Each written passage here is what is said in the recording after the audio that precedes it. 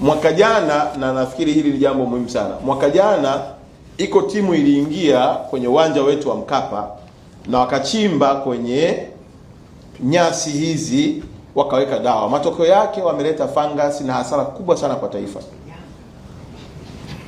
Imekuwa ni hasara kubwa na taifa limeingia gharama kubwa kwa sababu tu ya ushirikina uliofanyika kwenye ule uwanja. Kwa hiyo mimi ningeomba mambo matatu muhimu kwa timu zetu zote. Moja, tufanye mazoezi, tujiandae, lakini la pili tuwe na wachezaji wenye vipaji.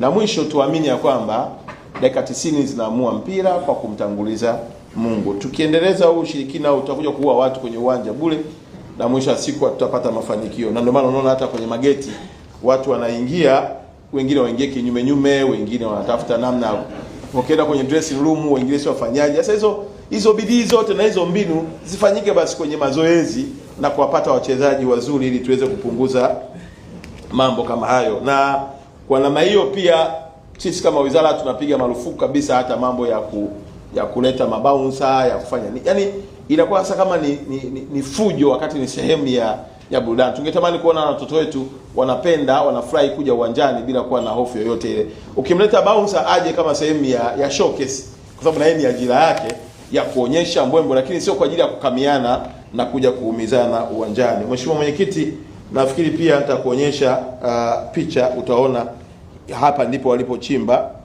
na matokeo yake sasa ugonjwa ukaanza kuingia. Sasa sijajua ni timu gani, lakini unaona sasa haya yote haya na asili kwa kiwango kikubwa sana.